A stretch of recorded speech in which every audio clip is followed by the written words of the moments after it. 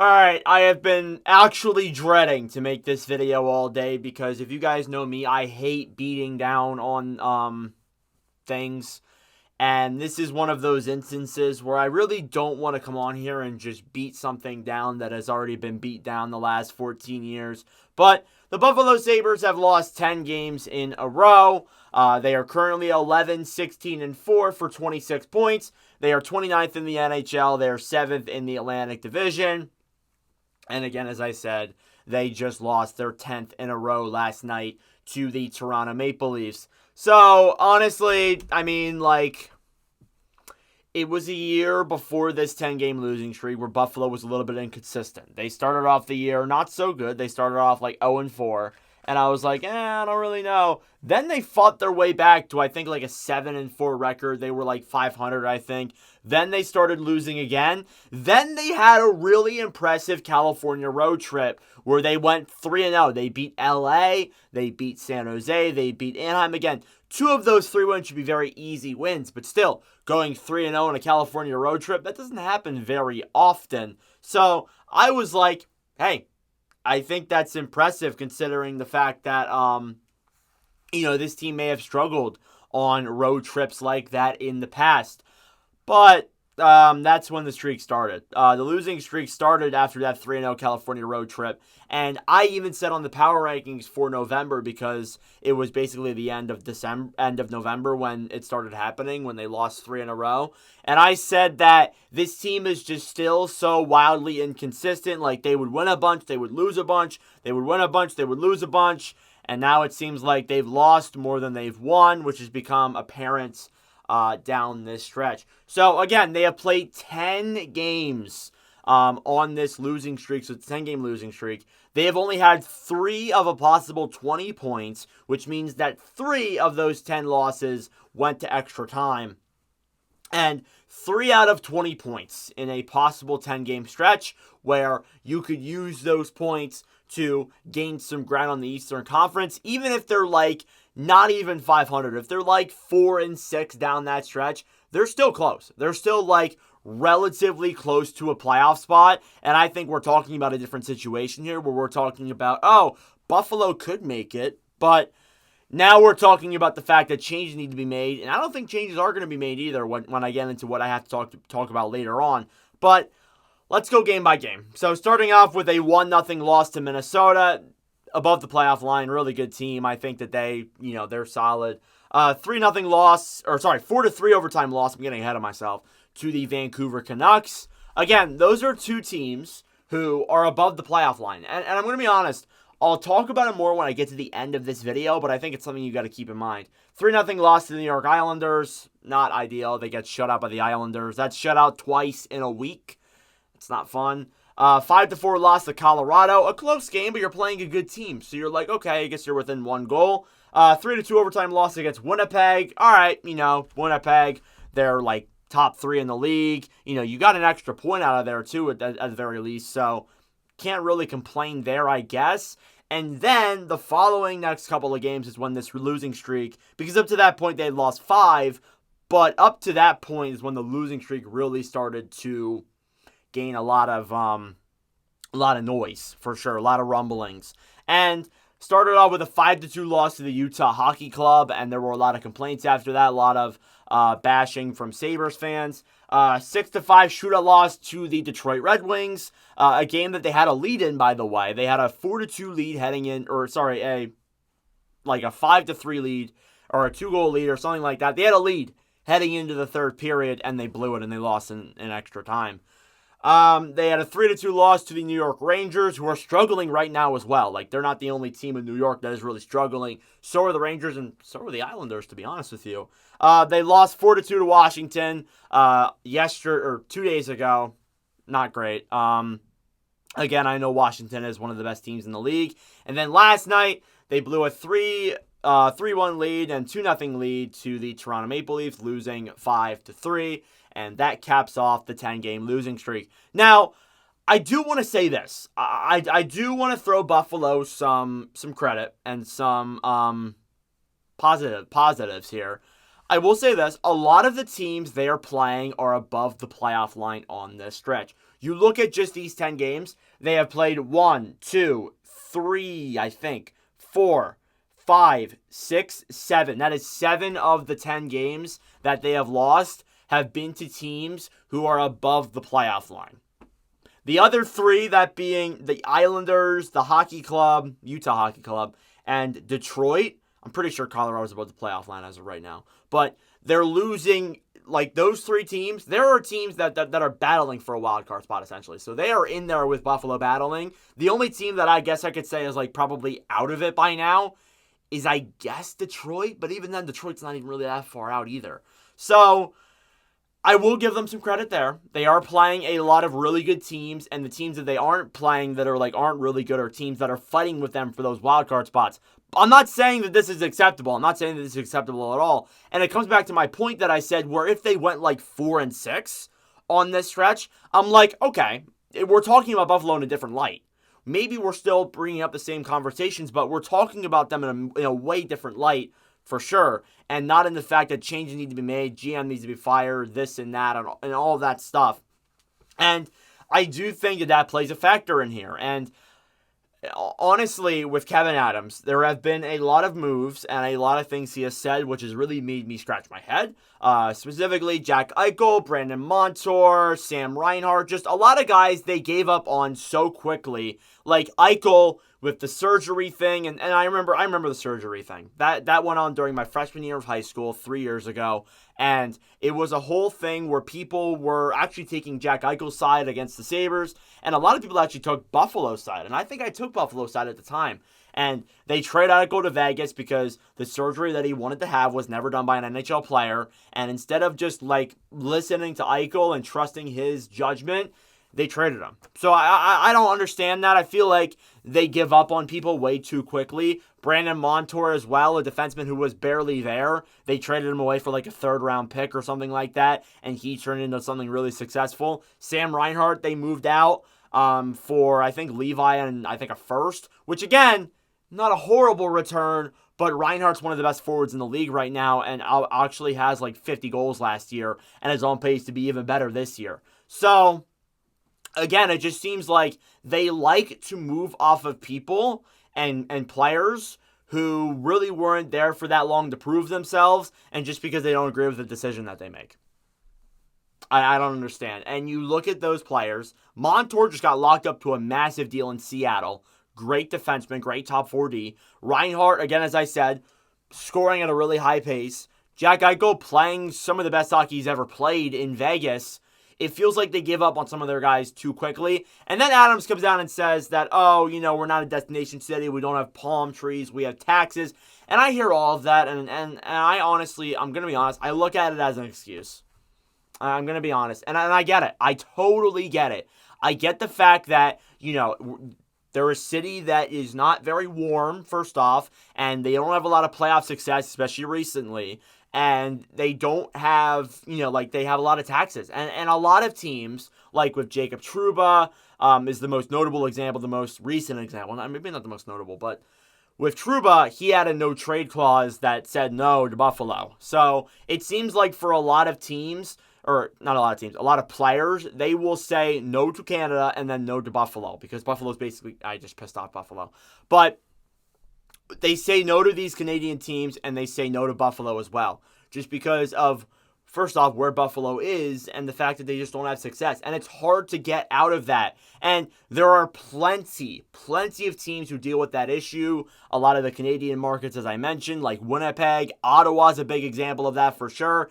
As a smaller market, I'm not saying Buffalo is a small market, but as a smaller market compared to some of the other markets, it is difficult to get players and get fans. I understand that.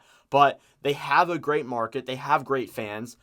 It's just the fact that I feel like with the Pagulas, they hire people who aren't really particularly competent at the job and just people they know through business. I don't know. Like, they haven't hired a single coach or a single GM who has had success elsewhere. I think Lindy Ruff is the only other one, but that's because he played for the Sabres.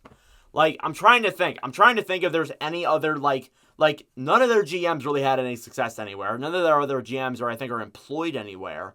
They're all kind of just people they met, or people they just met like in business. They didn't meet anybody who was like experienced in the hockey world. I don't understand. So again, it makes you think it's a whole situation. And again, as I said, I don't like talking about it in Buffalo. I don't like discussing it because I just feel like I keep beating down on it every single freaking year. And you may think there's changes coming. Wrong. There's no changes coming. Frank Saravelli posted on Twitter today that Terry Pegula went to the Sabres practice. He said that they're going to have to get out of this by themselves. He's confident in Adams. He's confident in Ruff. He's confident in the players, and told the players that no big trade is happening. So nothing's changing in Buffalo. At least as of right now, nothing is changing. And it's up to them to get out of this losing streak. And maybe this works. Maybe this is the Cinderella story that we know. And Buffalo's down towards the bottom of the league at this point. And they come back and make the playoffs. Maybe this is it. Maybe this is the year that happens. But it feels like this happens every year, though. That's the thing. Especially the last, 2 or 3 seasons where we will speak of Buffalo, so poorly at the start of the season. The second half, they go on an absolute heater, and they, miss by, either 5 to 1 point. They'll come super close. And then the next year, we're so high on them. Yeah, this is the year. And then they just bottom out. And then the same thing repeats itself over and over again. That's what I feel like is happening here with this team. And I don't really know if I can get no changes. I think Kevin Adams should be at fault for a lot of things that has happened in Buffalo. And again, it comes back to what I said. It feels like a lot of the people that the Pegulas have met to put in charge of this team have been people they just met in business and not people who are experienced in the hockey world. And maybe I'm forgetting somebody, but I'm being honest. That's kind of what I see when I look at the overall history of this team with the people that have been under this regime since 2011. So I don't know. Let's get into the players now. I just spent a whole 10 minutes just rambling probably. Tage Thompson starting off a real positive. 16 goals, 9 assists, 25 points. There's not a lot of positives in Buffalo, especially right now, but Thompson is one of them because he really struggled last season, and to him have that point ratio in, I think, only a game under a point per game pace, I think is a very good accomplishment for someone like him, and for somebody like him who really struggled last year, it's good. Alex Tuch, 9 goals, 16 assists, 25 points. He's been good this year. I don't put the blame on Tuch either. He's always been solid in Buffalo. I feel like since coming there, I really thought that with him going to Buffalo, things would really change for the better, but still has not seemed like that has happened. Jason Zucker was a veteran addition that was made in the offseason. He's been a positive too. 8 goals, 13 assists, 21 points. You could get a second-round pick for him. You're not getting a first. You could get a second-round pick for the guy. I think that's a pretty good price for him. He's a good veteran forward who's been scoring a decent amount this year as a third-line depth scorer on a playoff team. Not a bad move there, so maybe you could trade him. JJ Peterka, that's how you say it. He's actually been a positive as well. 8 goals, 12 assists, 20 points. So Peterka, I think, has been a real positive. McLeod, 6 goals, 9 assists, 15 points. That trade has worked out so far for Buffalo more than it has Edmonton. And I think I even said that in the offseason where this is a trade that looks stupid right now, but it could work out for Buffalo, to start, and then Savoy comes over and be great for Edmonton. But we'll see. I think right now it has been great for Buffalo with how McLeod has been. Then we get into some negatives. Dylan Cousins has been a real struggle. 6 goals, 7 assists, 13 points. There have been rumors of him possibly getting traded, and that he's been a real talking point in Buffalo. If I'm Adams, I say no, he's not getting traded. He's not a tradable piece.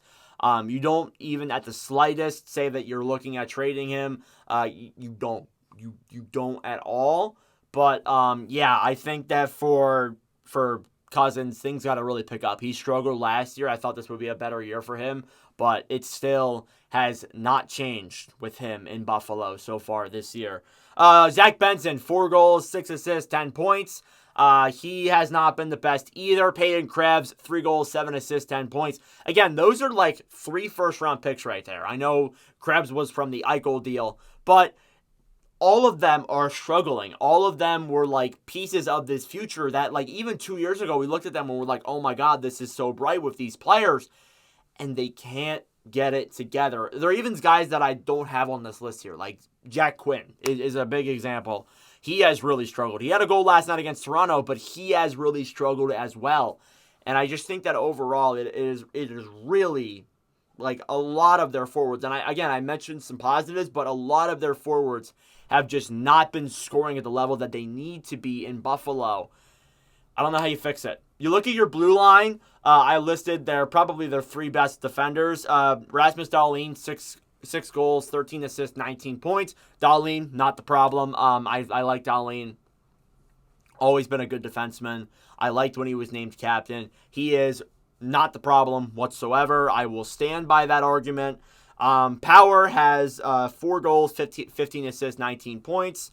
Again, Power last year really struggled. I don't really know how he's been this year. Sabre fans, you can let me know in the comment section down below. Bowen Byram really made a lot of headlines today per Elliot Friedman. 4 goals, 14 assists for 18 points. The way I see it with Byram, there were talks that he might see himself as a number 1 defenseman in the future, and that might make a big difference come UFA or come restricted free agency. And I don't really know if I agree with that, to be honest with you, but yeah, that was something that I heard. Again, the blue line, it feels like it's kind of discontent in there too. A lot of offensive defenders, a lot of young defenders as well. You may need like an experienced guy in there. Like, I mean, Dahlin, I guess, is experienced. I guess you can kind of count Dahlin out of that because he's been in the league for a long time now. He's not really young anymore. The rest are a lot of younger defensemen or defensemen that aren't particularly the best. So I feel like they need just an experienced, solid defender in there. And maybe this blue line completely changes, but I don't know. Maybe that's not the problem. You look at your goaltending, I don't think that's the issue either, especially for someone like UPL. Luukkonen, this season, 8-9-3 for a 2.80 goals against average and a .930 save percentage. You cannot sit here and tell me that Ukko-Pekka Luukkonen's the problem. He's not. And then Devin Levi, 2-6-0, a 3.97 goals against and a .876 save percentage. Levi, again, has not been great. I remember when people were saying that Levi was going to be really good. He still is. He still is going to be really good. But the issue is that he's still young. And I don't think that this team's defense in front of him, again, as I said, isn't the best either. So, yeah, that is the whole perspective of Buffalo's 10-game losing streak. It seems like changes need to be made, but no changes are going to be made because Pegula said so. So, I don't know. I don't really know what to expect from this team coming up. Let me know your thoughts in the comment section down below. That's really all I can say. I've been going on for about 18 minutes here, probably rambling most of the time. I don't know where this team goes from here. I don't. I don't know. Hopefully this is the start of like a change and a turn for the better. But I have been saying that for so unbelievably long. Like every year I would say this has got to be it. This might be it. This might be the light at the end of the tunnel. We're 3 years past that. I don't know. Let me know your thoughts in the comment section down below. Thank you guys for watching. If you enjoyed, make sure to like. And please subscribe down below if you're new. I would greatly appreciate it. But regardless, that was an 18-minute long video of me just rambling. But regardless, thank you for watching, and I'll see you guys in the next video.